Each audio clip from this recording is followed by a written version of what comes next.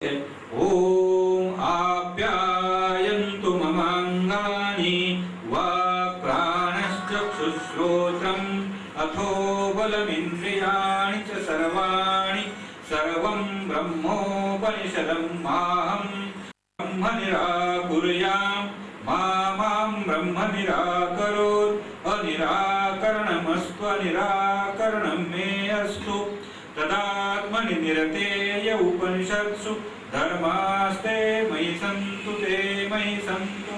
ओम शांति शांति शांति। ओम इत्येतत् अक्षरम् उद्गीतम् उपासीत ओम इति उद्गायति तस्योपव्याख्यानम्। ओम यह जो अक्षर है तो उसी की ही उपासना करनी चाहिए और उसे उद्गीत समझकर उपासना करनी चाहिए। भगवान का यह उत्स्फूर्त अपने आप बिना कारण हुआ गायन है। हम जब बिना कारण गायन करते हैं तो क्या करते हैं? कोई जीव दुख में होता है तो हे राम बोलता है, दुख से क्या बोलता है? हे राम। अभी उसने सुना है कि जब आदमी मरता है तो उसके शव को लेके जाते तो हे राम बोलते हैं। तो उसके ऊपर संकट आ जाता है तो वो बोलता है अभी मेरा भी अंतकाल आ गया है, मैं राम का स्मरण करूं, हे राम ऐसा वो दुख से बोलता है। अभी राम का स्मरण दुख में ही करना चाहिए ऐसी बात नहीं, आनंद में भी करना चाहिए। लेकिन आपको अचानक कुछ प्राप्त हो गया, बहुत आनंद हो गया तो राम ऐसे बोलने वाले है कोई? कभी बोलता है कोई? वाव बोलेगा। अभी नई जो भाषा है ना, नई भाषा में वाव करते हैं। वाव को क्या अर्थ है? न उसको इंग्लिश में भी कोई अर्थ है, न अपनी भाषा में भी कोई अर्थ है। लेकिन हमारे जो शब्द है वो छोड़ के लोग निरर्थक शब्दों का प्रयोग करते हैं। तो हे परमात्मा, हे परमेश्वर, ऐसा स्मरण आनंद के समय लोग नहीं करते हैं। करना चाहिए। जैसे दुख में आदमी होता है तो दुख के उद्गार निकलता है, अपने आप निकलता है। वैसे आनंद में होता है तो भी उद्गार आते हैं, ऐसी बात नहीं है। जैसे मनुष्य स्नान करने को जाता है बाथरूम में और ठंडा ठंडा जल लेता है, शीतल होता है तो फिर गाने लगता है? वो गाने की लकीरें छेड़ता है तो उसका उद्गार गाने का आनंद में आता है। बाथरूम में तो कोई दुख के गीत नहीं गाएगा, दुख है तो चुप बैठेगा, लेकिन आनंद के गीत गाता है। जब कभी अकेला बगीचे में जाता है, उपवन में जाता है, सुंदर दृश्य दिखता है तो उसको गाना आने लगता है, तो वह उसके आनंद के गीत है। ऐसे परमात्मा जो है तो सृष्टि करने के पहले जब उसमें निर्गुण निराकार में पहला गुण आता है, शक्ति निर्माण होकर बाहर निकलती है, तो पहले परमात्मा की अभिव्यक्ति क्या है?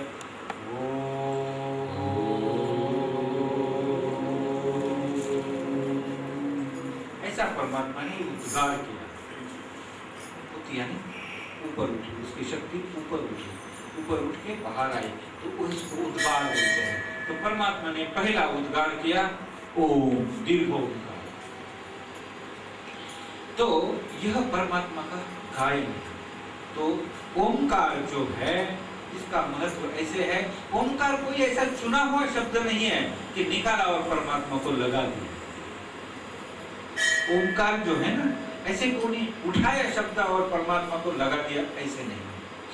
आपको बेटा होता है, उसका नाम रखते हैं तो क्या करते हैं आप?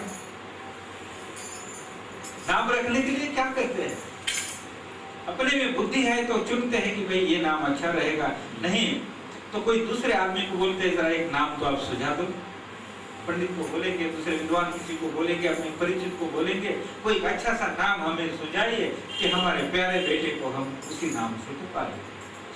नाम की किताब बराबर, अभी सब कुछ इंस्टेंट निकला है, तैयार निकला है, तो नाम की किताबें आती है, तो उसमें से चुनते हैं, पहले जो नाम चुनते हैं और वे लगाते हैं, वह क्या होता है? जूठन होता है। पहला किसी से मुख से निकला, वो जूठा ही हो गया ना, वो दूसरे को लगाते हैं। बच्चे में क्या तत्व है, उसकी अभिव्यक्ति किससे होती है, यह समझ कर तो उसको नाम नहीं लगाते हैं। बच्चा मेरा कैसा है, कैसा होने वाला है, कैसा होना चाहिए, यह समझ कर तो नहीं लगाते। अभी देखिए, मैं आपको बोलता हूं, मेरा बच्चा शूरवीर होना चाहिए, ऐसे लगता है। मेरा बच्चा विद्वान भी होना चाहिए, ऐसे लगता है। लेकिन धनीराम जितने नाम हैं लोगों में, उतने ज्ञानेश्वर नाम रखे हैं क्या? अपने बेटे के ज्ञानेश्वर नाम कितने होते हैं? बहुत कम। लेकिन धनीराम तो बहुत होते हैं। लोगों को धन प्रिय है, तो मेरा बेटा धनवान हो जाए, इस उद्देश्य से उनके नाम रखे जाते हैं। अभी शूरवीर महापुरुष है, तो उसमें आपको बात बताता हूं कि लोग क्या बोलते हैं, राणा प्रताप औरों के घर में हो जाए, मेरे घर में न हो जाए, क्योंकि राणा प्रताप ने तो बहुत कष्ट सहन किए थे। ये प्रताप है, इनका नाम रखा है, तो राणा प्रताप से रखा हो तो बहुत अच्छी बात है। लेकिन मैं बोलता हूं ऐसे लोग नहीं रखते। अभी शिवाजी देखो, शिवाजी महाराज कितने लोकप्रिय है ना, एक भी नहीं रखा, लेकिन शिवाजी का नाम कोई रखता है क्या? नहीं। शिवाजी होवे दूसरे के घर में, मेरे घर में न होवे। क्योंकि शिवाजी होना है तो अपने सब सुख है वो न्यौछावर कर देता है, कष्ट ही कष्ट करता है। शिवाजी को बचपन से लेके आखिर तो कितने कष्ट सहन करने पड़े, पराक्रम करने पड़े। तो योगी कैसे भी बहुत कष्ट उन्होंने किया, उसके वजह से तो हिंदुस्तान अभी हिंदू रहा है। कुछ अगर शिवाजी न हो तो सबकी सुन्नत हो, ऐसे कविंद्र परमानंद ने कहा, बराबर। क्योंकि औरंगजेब जो था, औरंगजेब का क्या था, उस टाइम का तालिबान था औरंगजेब। अभी तालिबान जो आया है, कभी कभी लोग मुझे पूछते हैं तालिबान क्या है। परसों एक आदमी ने पूछा कि स्वामी जी तालिबान क्या होता है? तो अरबिक भाषा में मूल शब्द है तालीम। तालीम है शिक्षा, ज्ञान देना। जब तालीम जिन्होंने प्राप्त की है वह शिक्षावान है, तालीमवान है, तो अरबिक भाषा भी संस्कृत से बनी है, तो तालीमवान को तालीमवान कहते हैं। क्या कहते हैं? तालीमवान। क्या शिक्षा उन्होंने प्राप्त की है? तो शिक्षा प्राप्त की है कि सब जो सृष्टि अल्लाह ने निर्माण की है 1400 साल पहले, उसके पहले सृष्टि नहीं थी। जब मोहम्मद पैगंबर पैदा हो गए और उनके माइक से जो अल्लाह ने बताया उसको कुरान बोलते हैं, और उसके पहले कोई सृष्टि नहीं थी। वही सृष्टि अल्लाह ने सब तैयार की है, तो हमें क्या करना चाहिए? तो अल्लाह को खुश करना चाहिए। तो अल्लाह को हम खुश करेंगे तो अल्लाह क्या होगा? तो हमको स्वर्ग देगा। और स्वर्ग में क्या होता है? सुरा की पिंपे भरी रहती है। सुरा यानी दारू, मदिरा जो है, उसके पिंपे भरे रहते हैं स्वर्ग में। मैंने कुरान पढ़ा है, अभ्यास किया, इस बात में नहीं बोलना। जो मैंने पढ़ा है वो आपको बता रहा हूं। दारू के पिंपे होती है, और वहां अंडे जैसी आंखों की सुंदरिया होती है। आंखें है ना, अंडे जैसी होंगी, ऐसी जिनकी आंखें अंडे जैसी सुंदर उनकी कल्पना है, उनके शब्द में आपको बता रहा हूँ। ऐसी सुंदरिया होंगी, तो वो स्वर्ग आपको प्राप्त हो जाएगा, अल्लाह खुश हो जाएगा। औरंगजेब का भी वही था। औरंगजेब खुद को गाजी बनाना चाहता था। क्या गाजी जिसको बोलते हैं कि जगत, सारे जगत को जिसने मुसलमान कर दिया, वो गाजी हो जाए, तो गाजी बनना था। लेकिन शिवाजी महाराज ने उसको अटकाया, और शिवाजी महाराज के पीछे तारा रानी ने, उसकी जो बहू थी शिवाजी की, 25 साल तक औरंगजेब के साथ युद्ध किया। कितना? 25। शिवाजी मरने के बाद औरंगजेब बहुत आनंदित हो गया, बोला अब भी मैं सब मराठों का राज खत्म कर देता हूँ। आने के बाद शिवाजी का लड़का बहुत बुरी व्यसन में फंसा हुआ था, दारू पीता था और यज्ञ करता था। उसको मालूम पड़ा कि अभी यहाँ तक आया है, यहाँ तक औरंगजेब आया, फिर भी कलुषा कब्जे करके उसका एक पंडित था, उसने उसको फुसलाया था। वो यज्ञ करते बैठा, दारू पीते बैठा, मांस खाते बैठा। आके औरंगजेब के लोगों ने उसको पकड़ा और बूटी बूटी करके उसको तोड़ दिया। बोले मुसलमान होता है? नहीं, तोड़ दो। मुसलमान होता है? नहीं, तोड़ दो पैर। उसको तो खत्म कर दिया।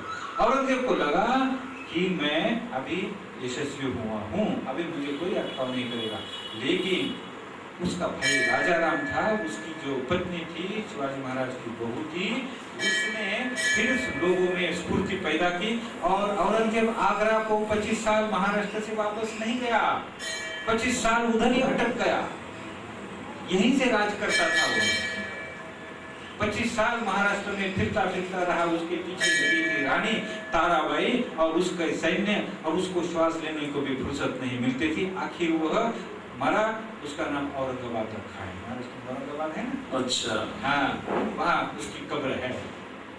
तो बात ऐसी है कि इतने बड़े शिवाजी ने ये जो किया था, जैसे उसकी बहू ने इतना पराक्रम किया, लेकिन बहू अकेली नहीं करती, महाराष्ट्र के एक मनुष्य के अंदर उन्होंने जागृति की थी। और वो जागृति होने से बाद में ऐसा हुआ कि बाद में कि जो भी लोग तख्त पे बैठे दिल्ली पे, उनको संकट आता है तो बोलते हैं कि पेशवा को बुलाओ। आगे के जो पेशवा थे, मराठों के राजा के प्रतिनिधि, प्राइम मिनिस्टर, उसको पेशवा बोलते थे। वो जाते थे और दिल्ली की रक्षा करते थे। पानीपत में लड़ाई हुई, इधर हुई उधर हुई, वो फिर दिल्ली की और बादशाह की रक्षा वे लोग करते थे। ऐसा उनका बड़ा हो गया। तो उसके बाद ये मुसलमानों का जो शक्ति है फूट गई और बुझ गई, तो भारत बच गया।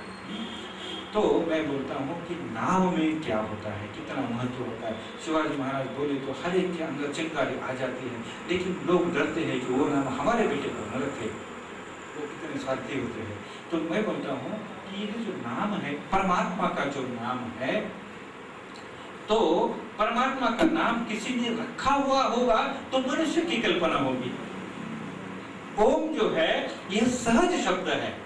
सह यानी सृष्टि निर्माण करते करते परमात्मा जैसे ही निर्गुण से सगुण हुआ, उसके साथ ही यह शब्द हुआ। इसको सहज यानी बराबर निर्माण हुआ, जय यानी जन्म। परमात्मा सगुण हुआ तो सगुण परमात्मा के साथ ही जिसका जन्म हो गया वह सहज हो गया ओम। पहला ध्वनि निकलता है ओम। ओम अभी देखिए, ओम जो शब्द है, यह शब्द किसी भाषा में है? अंग्रेजी एबीसीडी में आता है ओम? नहीं। आपके क में आता है? नहीं। हाँ, किसी भाषा में, जगत के किसी भाषा में नहीं आएगा।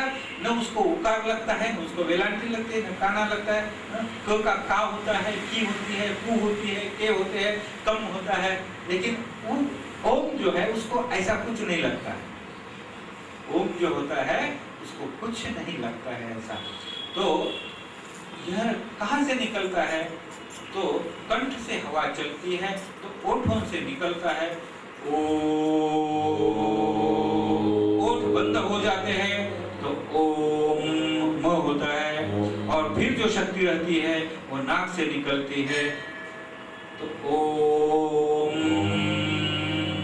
ऐसा चलता है। ये क्या है कि पानी शांत है, उसके अंदर से नया पानी कुछ आ गया तो ऊपर आता है, ऐसा आता है।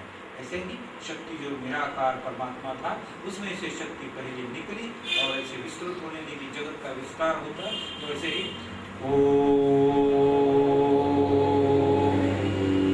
ये शब्द हुआ और यह शब्द पहला विस्फोट होने के बाद जैसे सृष्टि हो गई उसके साथ हुआ और अभी सृष्टि विस्तारित होती ही उसके साथ चलता ही रहा।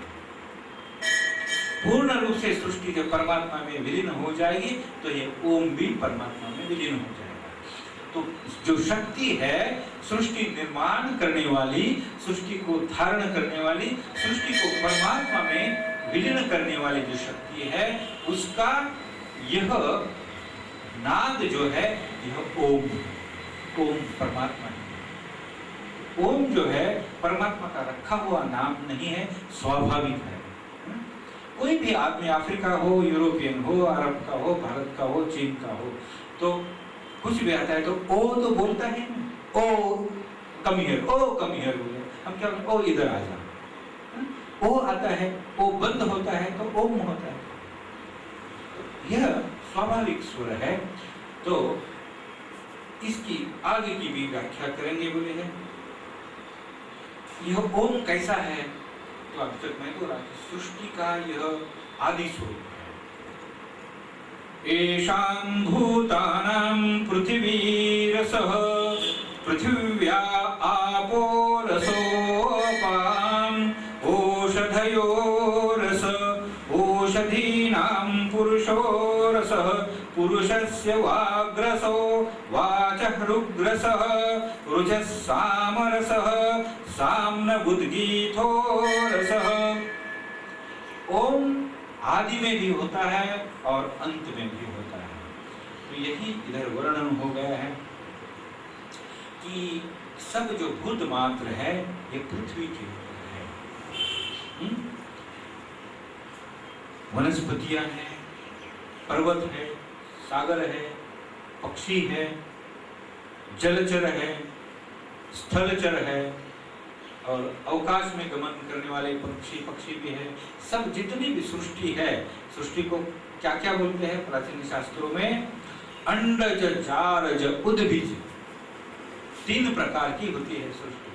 अंडज यानी अंडे से पैदा होने वाले, सांप अंडे से होता है, पक्षी भी अंडे से होता है, और घड़ियाल जो होता है, घड़ियाल मगर बोलते हैं, मगर वो भी अंडे से पैदा हो जाती है। और मच्छी होती है वो भी अंडे से पैदा हो जाती है, कीटक होते हैं वो भी अंडे से पैदा हो जाते हैं, मच्छर भी अंडे से ही पैदा हो जाते हैं। तो अंडे से पैदा होने वाले जो है बहुत है। पहले सबसे अंडे से पैदा होने लगे, फिर कुछ हो गए बाद में, जैसे हमारा श्राव आता है ग्रंथि से पसीना बोलते हैं, तो वैसे ही जो श्राव आता है, तो जैसे वीर्य है, रजवीर्य है, ये श्राव है। तो इस श्राव से जो उसको जार बोलते हैं, तो जार जो मनुष्य जो है यह श्राव से पैदा हो जाता है। गाय भैंस आदि जो चतुष्पाद प्राणी हैं वे भी ऐसे ही निर्माण हो जाते हैं, वे अंडे से नहीं होते हैं। तो श्राव से निर्माण होने वाले उसको जार बोलते हैं। और उद्भिज यानी भूमि को फोड़ के जो बाहर आते हैं, बीज जो होते हैं भूमि के अंदर जाते हैं ना, धूल में, मिट्टी में, और जब बारिश हो जाती है तो भूमि की जो परत है उसको फोड़ के ऊपर आ जाती है। कभी आप खेत में वगैरह देखेंगे या सड़क के किनारे मिट्टी पे देखेंगे तो पहली बारिश हो जाती है तो 2-3 दिन के बाद आप जाओ तो भूमि की परत अपने आप ऊपर उठती है, कुछ ऊपर उठती है। अंदर से घास के जो अंकुर होते हैं बढ़ते बढ़ते हैं तो भूमि के परत को ऊपर लेते हैं, फिर उसको फोड़ के उसमें से बाहर आ जाते हैं। जैसे अंडे को फोड़ के बच्चा बाहर आ जाता है मुर्गी का, वैसे ही भूमि को फोड़ के आते उसको उद्भिज बोलते हैं। तो जो सब जीव जो है अंडज जारज उद्भिज, ये सब कहाँ है? पृथ्वी के ऊपर। और पृथ्वी जो है तो पृथ्वी 2 अर्थ में प्रयोग में लाया जाता है। यह जो हमारा गोल है जिसके ऊपर हम बैठे हैं, ये पूरा जो गोल है उसको पृथ्वी बोलते हैं। गोल का परिध जो है 40,000 किलोमीटर है, और आर पार जाए, इधर से शुरुआत करें बीच में यहाँ निकले तो 8,000 किलोमीटर है। 8,000 किलोमीटर इसका व्यास है और 40,000 किलोमीटर इसका परिध है। तो ये जो पृथ्वी है सबको पृथ्वी बोलते हैं, लेकिन कभी कभी ज्यादा करके पृथ्वी का ऊपरी जो सतह है जिसके ऊपर हम बैठे हुए हैं, ये जो कड़क है जिसके ऊपर हम रहते हैं, ये ऊपरी परत जो है इसको हम पृथ्वी बोलते हैं। हमारा अंदर के जो कोई संबंध नहीं आता है। तो पृथ्वी जो है यह जो सृष्टि जब बनाती है तो कैसे बनाती है? तो अपने अंदर जो सब कुछ है उसका रस निकालती है। रस क्या होता है? ऑरेंज का रस निकाला तो क्या होता है, रस होता है, तो उसमें ऑरेंज में जो कुछ भी तत्व है तो सब कुछ आ जाते हैं ना, सार आता है, सार पूरा। आम का भी सार निकाला तो उल्टा करे तो रस होता है, रस, उसको रसा बोले तो सार होता है। अभी राम को रामा बोलते हैं, योग को भी योगा बोलते हैं तो रस जो है तो रसा कर दिया तो सार हो गया, उल्टा कर दिया। यानी पृथ्वी जो है, पृथ्वी का रस पहले पृथ्वी निकालती है। तो कैसे निकलती है, तो आप का तो पानी, पानी क्या है, पानी में पृथ्वी के सारे रस होते हैं। अभी बावड़ी का पानी एक गांव में अलग अलग टेस्ट पहले जमाने में होती है। किसी किसी गांव में गए तो यहाँ का थोड़ा अलग लगता है, उधर का अलग लगता है, उधर का अलग लगता है। अभी सब जगह एक ही लगता है, क्यों कि लोग जो है वह इतने आदी हो गए हैं कि खारा पानी हो तो सब जगह का खारा होता है, और अभी बोतल का पानी पीते हैं तो सब जगह में एक ही टेस्ट आ जाती है। लेकिन पृथ्वी में हर एक जगह अलग अलग खनिज होते हैं, और वे खनिज विद्राव्य होते हैं, पानी में घुलते हैं, और वह पानी हम जब पीते हैं तो उन खनिजों की जो रस है, टेस्ट है, वह हमें महसूस होती है। तो सागर का जो पानी है खारा होता है, तो लोग बोलते हैं कि अभी कि सागर का पानी खारा क्यों है, तो जब पृथ्वी बनी ना तब ये तप्त लोह गोल था, उबालता हुआ रस इसमें से निकलता था, और ठंडा हो गया तो उसके पत्थर बने, चट्टानें बनी, और कुछ ठंडी पृथ्वी हो गई। तो पृथ्वी के अंदर कुछ ऐसे तरल पदार्थ थे, वह पृथ्वी से ऊपर उठ के चले गए आकाश में।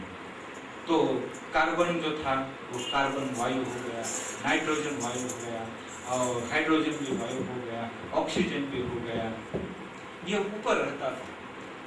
फिर पृथ्वी जब ठंडी हो गई तो उसके बाद वहाँ ऐसा कुछ घटित हुआ, बिजली चमकने लगी, और उससे बिजली के जरिए हाइड्रोजन और ऑक्सीजन के वायु कण इकट्ठा आने लगे, उसमें से पानी बनने लगा, और वह पानी की धारा पृथ्वी के ऊपर बहने लगी। लाखों साल ये क्रम चलता रहा, कितना, लाखों साल, और बहुत बारिश पानी की होने लगी। अभी जो बारिश होती है ना, वो ऐसी क्रिया नहीं होती कि अभी हाइड्रोजन ऑक्सीजन से ऊपर पानी बनता है। जब सूर्य तपता है तो उससे भाप ऊपर निकलती है, कहाँ निकलती है, पैसिफिक में, पैसिफिक सागर में, और वहां से फिर वायु घूमते घूमते आता है अफ्रीका तक, अफ्रीका से टकराता है तो हिंदुस्तान की तरफ आता है, और यहाँ से मानसून शुरू हो जाता है, हिमालय तक जाते हैं, और ये पानी गिरता है, ऊपर ठंड लगे, ऊपर ऊपर चढ़े तो ठंड से भाप से पानी होता है, ऐसी अभी बारिश होती है। लेकिन पहला पानी जब बना, ये ऑक्सीजन और हाइड्रोजन इकट्ठा आने से बना। यह प्रक्रिया जो लाखों साल चलती रही, और लाखों साल धुआंधार शुंडाधार हाथी के शुंड से जैसा पानी निकलता है, ऐसी धारा में पानी बहता रहा पृथ्वी के ऊपर। तो पृथ्वी के ऊपर जो भी पर्वत थे, और नीचे भी 1-1, 2-2 किलोमीटर तक पानी रिसता जाता था, सब धोए गए, बाहर से भी अंदर से भी। उसमें जो नमक था वो नमक पानी में घुल गया, और वो नमकीन पानी जाता गड्ढे में भरता रहा, ये गड्ढे से सागर हो गए। तो ये सागर का पानी है, पृथ्वी का रस है, रस है, पृथ्वी का सार है, सब उसमें से निकाला है। आयोडीन भी है, फास्फोरस है, पोटेश है, बहुत कुछ है सागर के पानी में है, और ज्यादा तो क्या है, नमक है। तो ये सागर का हो गया। अभी हम जहाँ नलकूप लगाते हैं, 200 फीट तक नीचे जाते हैं, तो नीचे भी कुछ उसमें क्षार होते हैं, वो पानी में अभी भी आते हैं, तो पानी हमें खारा लगता है। गैस में देखो, ये नलकूप है, उसको खारा पानी आता है, दूसरे को अच्छा पानी आता है। तो ऐसा ऐसा हो जाता है। पृथ्वी जो है अपना सार जो है वो पानी में घुल के निकाल देती है। अभी आप से क्या होता है, तो आप पृथ्वी को मिल जाए ये सारभूत, तो उसमें से वनस्पतियां तैयार होती है, यदि क्षार नहीं होंगे तो वनस्पति भी नहीं बनेगी। वनस्पति को क्षार की जरूरत है, नाइट्रोजन की जरूरत है, और हवा की जरूरत है, और प्रकाश की भी जरूरत है। ये सब मिलने के बाद वनस्पतियां बनती हैं। और वनस्पति जो बनती है तो औषधीनाम पुरुषो रसः, तो जो मनुष्य है वो सब औषधि का, औषधि यानी वनस्पति। आप औषध बोलते हैं। पहले जमाने में वैद्य लोग क्या करते थे, वनस्पतियां लाते थे, फूटते थे, रस निकालते थे और मनुष्य को देते थे। उसको औषधि यानी वनस्पति, उसमें से जो बना उसको औषधि बोलते हैं। औषधि का जो रस होता है यह औषधि होती है। अभी केमिकल जो आता है उसको भी औषधि बोलते हैं। वो रियल में वास्तव में औषधि नहीं है, वो तो खनिज है, वो तो खनिज है। लेकिन औषधि जो होती है वनस्पति का सार होता है। तो ये सब वनस्पति का सार खा खा के मनुष्य का रस बनता है। हम क्या खाते हैं, अनाज खाते हैं, सब्जियां खाते हैं, फल खाते हैं, और हम नमक भी खाते हैं। इन सब से पृथ्वी का सार जो है हमें मिलता है। उसमें से क्या बनता है, जार बनता है, श्राव बनता है, उसमें से फिर उत्पत्ति होती है। तो ऐसे मनुष्य की उत्पत्ति होती है। तो पृथ्वी का सार पानी में आता है, पानी का सार वनस्पतियों में आता है, और वनस्पति का सार मनुष्य में आता है।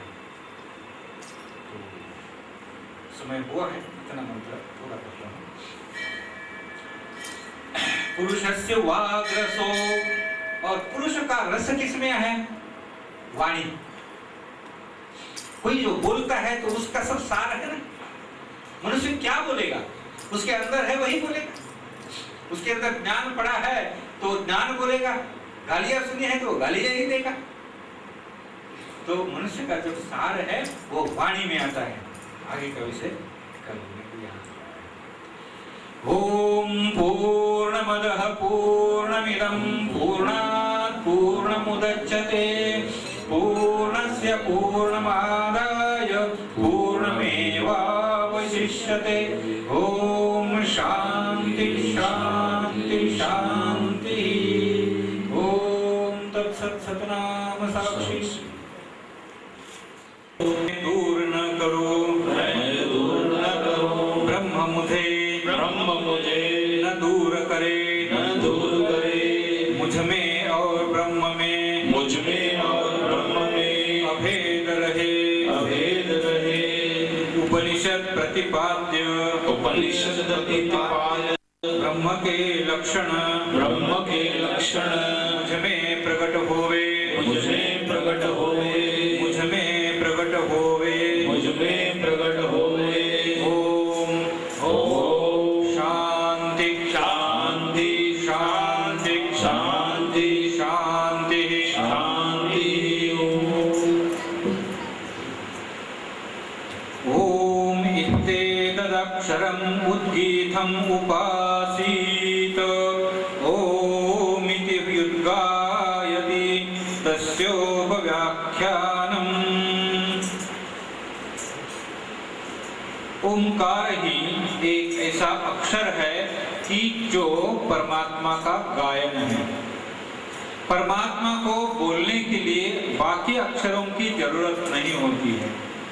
परमात्मा ने तो एक ओम बोला है, और ओम की व्याख्या करते करते वेद बन गए हैं, उपनिषद बन गए हैं, सारी भाषा भी ओम से ही निकली है। तो परमात्मा ने ओम का गायन किया है। ये ओम का गायन कैसे है, जैसे विज्ञान में बोलते हैं कि एक बिंदु से महाविस्फोट हो गया और उस विस्फोट से यह सारी सृष्टि बन गई। अभी भी वह प्रसारित हो रही है, वो विस्फोट का फुगा अभी भी फूंक रहा है, चालू ही है। एक ब्रह्मांड से दूसरा ब्रह्मांड बहुत वेग से दूर दूर जाता है। ये विस्फोट अभी चालू ही है। तो ये सृष्टि जब तक चलेगी तब तक विस्फोट चलता ही है, और जब उसके पीछे की प्रेरणा बंद होती है तो सब फिर जो फुगा फूकता है, हवा चली जाती है तो क्या होता है, फिर फुगा सिमट जाता है। ऐसे ब्रह्मांड में बिंदु में सिमट जाता है, उसे ब्लैक होल बोलते हैं, कृष्ण विवर बोलते हैं। तो वेदांत का भी यही कहना है कि सदैव सौम्य इदम अग्र आसीत, सबसे पहले सत था, सत में एक संकल्प हुआ और संकल्प से आकाश बना, यानी विस्फोट हुआ, और उस विस्फोट से यह सृष्टि चलती है। तो ये जो विस्फोट हुआ उसका जो आवाज है वही ओंकार है। विस्फोट का जो आवाज है, स्पंदन है, वही ओंकार है। दूसरा उसमें जो और शब्द हुए हैं उसकी पड़झड़ में हुए हैं। बड़ा विस्फोट होता है तो उसमें टुकड़े टुकड़े हो जाते तो बाकी आवाज आते हैं ना, ऐसा ही है। तो ये ओंकार जो है यह क्या है? सृष्टि का कारण है। ओंकार सृष्टि का कारण है। सृष्टि उसमें से निर्मित हुई है ओंकार से। सृष्टि चलती है भी ओंकार से चलती है, और सृष्टि विलीन होती है वह भी ओंकार में विलीन होती है। यह कोई गपौड़े बात नहीं है, यह अनुभव लेने वाली बात है, प्रमाण है, अनुभव प्रमाणित है। मैं आपको बताता हूँ, जब हम ओम बोलते हैं, मेरा ओंकार सुनिए,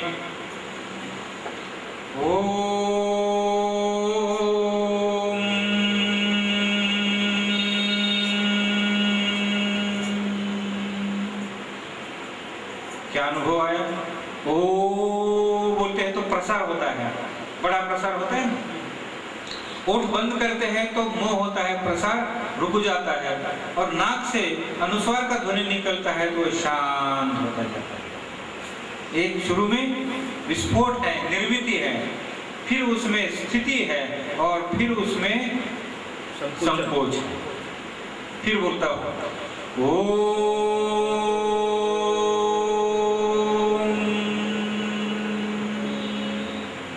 क्या है? शब्द बनता है, स्थिर भी रहता है, फिर उसमें विलीन होता है। तो यह मेरी सृष्टि हो गई। अभी जो मैंने किया ये मेरी सृष्टि हो गई। मेरी शक्ति से यह कुछ क्षण रहता है। अभी विश्व की सृष्टि ने जो किया वह अरबों अरब साल रहता है, लेकिन फिर भी वही होता है। यह सृष्टि बनी है तो ये ओंकार बना है। तो हमें क्या करना है? ये ओंकार के साथ हमें जुड़ना है। तो क्या हो जाएगा? हमें क्लेश नहीं होगा। जैसे आप रेल में बैठे हैं, गाड़ी चलती है तो आपकी बॉडी भी गाड़ी के साथ चलती है। गाड़ी का जो वेग होता है उसके साथ साथ आपका देह भी जाता है। गाड़ी 60-70 किलोमीटर वेग से जा रही है और आप बोले नहीं, ये वेग से मुझे नहीं जाना है, मुझे कम वेग से जाना है। डिब्बे में ही बैठे आप, तो भले आप डिब्बे में बैठे, लेकिन आपका वेग गाड़ी के वेग का ही होगा ना। आप बोले नहीं, मुझे 40 की स्पीड से जाना है, तो क्या हो जाएगा? आप खिड़की से बाहर जाओ तो आपका वेग कम होगा, गाड़ी तो आगे निकल जाएगी। आपको क्या होगा?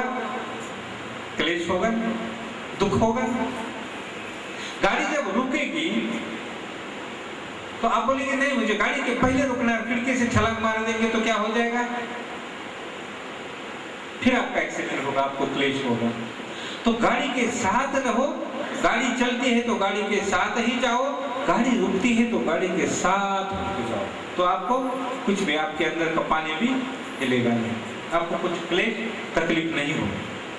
तो बात ऐसी है कि परमात्मा का ये जो ओंकार चल रहा है, उस ओंकार के साथ आपका भी ओंकार रहे तो आपको शांति का ही अनुभव आएगा। गति में भी आप विमान में भी बैठे हैं, जिस विमान में बैठे हैं उसके साथ आप जुड़ जाएंगे, आपकी गति विमान के साथ हो जाएंगे, तो आपको अनुभव क्या आएगा?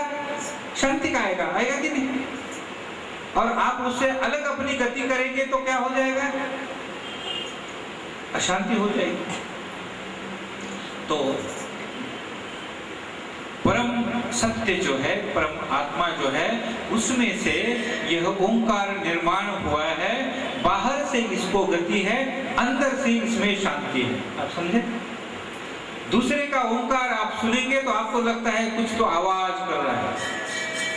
आपका ओंकार तो उसकी गति के साथ आप रहो तो आपको शांति मिलेगी। ओंकार के बीच में आप जाओ, आप ओंकार करते करते अंदर से ओंकार को सुनते रहो, आप अनुभव ले तो आपको भी शांति का अनुभव आएगा। तो इसलिए ओंकार यह क्या है, कारण भी है सृष्टि का और मोक्ष का साधन भी है। आप समझे? ओंकार जैसे शांत होता है, उसके साथ साथ आप शांत हो जाए तो ये मुक्ति का साधन भी बनता है। इसलिए इधर बोले हैं कि उपासित, ओंकार की उपासना करो। प्रैक्टिकल है कि नहीं? मैंने जो बोला ओंकार जो है वो प्रैक्टिकल है, अनुभव है। आप करो, घर में जाओ, शांत